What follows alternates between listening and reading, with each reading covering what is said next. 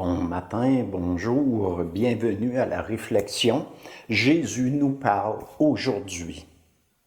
Alors que la paix, la joie et l'amour du Christ, sa grande douceur, vous accompagnent chaque jour de votre vie.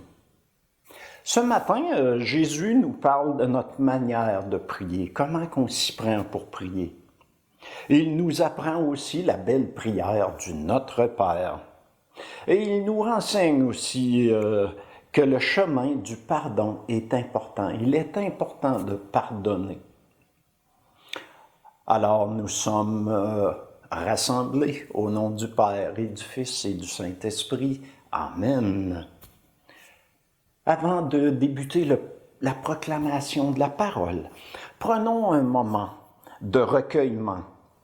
Laissons l'Esprit Saint nous envahir. Qu'est-ce qui goûte bon pour moi dans cette parole ce matin? Quels sont les sentiments, les émotions qui montent en moi suite à la proclamation de cette parole? Jésus, le roi des rois, c'est Jésus, le bon pasteur. Alléluia, Alléluia, Alléluia, Alléluia, Amen. Le Seigneur soit avec vous et avec votre esprit. Évangile de Jésus-Christ selon saint Matthieu. Gloire à toi, Seigneur. En ce temps-là, Jésus disait à ses disciples, « Lorsque vous priez, ne rabâchez pas comme les païens. Ils s'imaginent qu'à force de paroles, ils seront exaucés. Ne les imitez donc pas, car votre Père sait de quoi vous avez besoin, avant même que vous l'ayez demandé. Vous donc priez ainsi. Notre Père qui es aux cieux, que ton nom soit sanctifié, que ton règne vienne, que ta volonté soit faite sur la terre comme au ciel. Donne-nous aujourd'hui notre pain de ce jour. Remets-nous nos dettes comme nous-mêmes nous remettons leurs dettes à nos débiteurs. Et ne nous laisse pas entrer en tentation, mais délivre-nous du mal. Amen. Car si vous pardonnez aux hommes, aux humains leurs fautes, votre Père céleste vous pardonnera aussi. Mais si vous ne pardonnez pas aux humains, votre Père non plus ne vous pardonnera pas vos fautes. Acclamons la parole de Dieu. Louange à toi, Seigneur Jésus.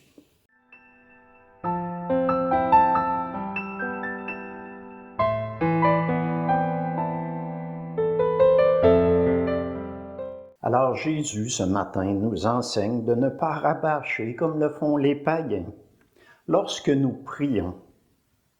Jésus nous demande de ne pas juste prononcer des mots sans penser à ce que nous disons, à ce que nous prions, les mots que nous prions. Il faut prendre le temps de prier. Ce n'est pas un sprint ou une course qui se gagne au premier arrivé. Non. Il s'agit ici de prière, de prier notre Père céleste, car nous nous adressons dans la prière du Notre Père à notre Père céleste. Donnons à Dieu la première place dans notre vie. Demandons à son Fils Jésus ce qu'il pense de certains de nos projets humains, de nos décisions.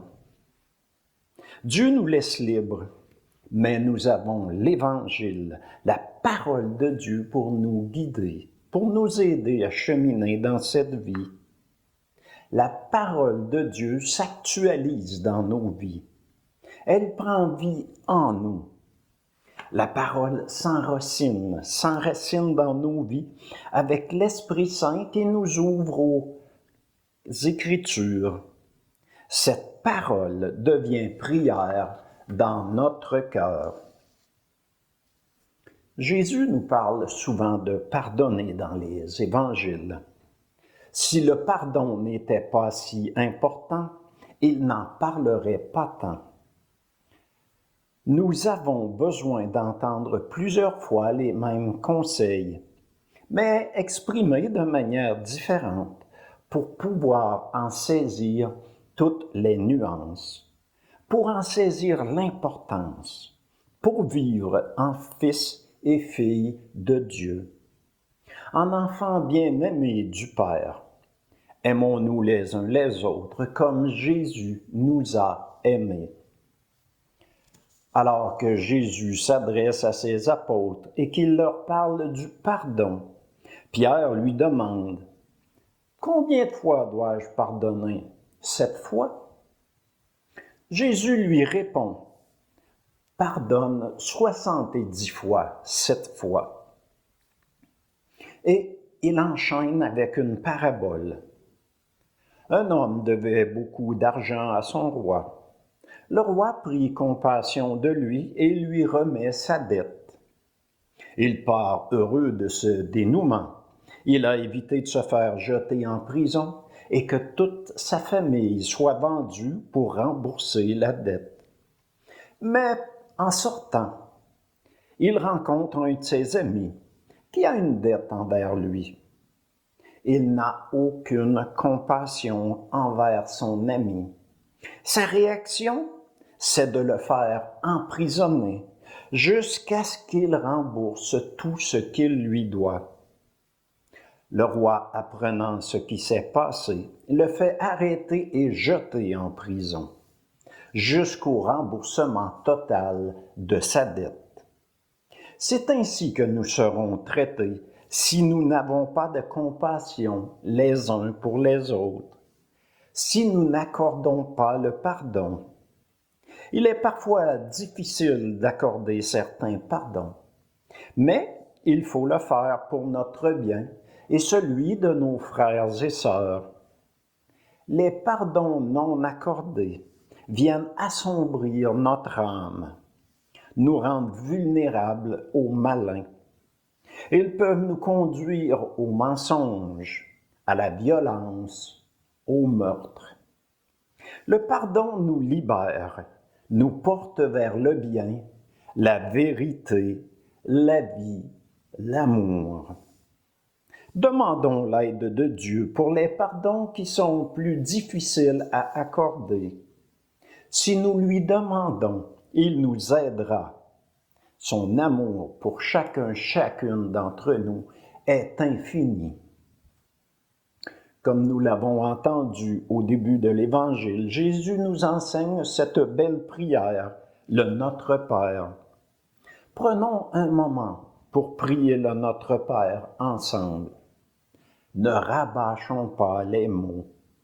Imaginons notre Père céleste devant nous. Il nous écoute. C'est à lui que nous nous adressons. Prenons le temps de vivre cette prière que nous allons proclamer. Laissons-la pénétrer notre cœur, notre âme. Laissons-la envahir notre corps. Donnons vie aux paroles que nous prononçons.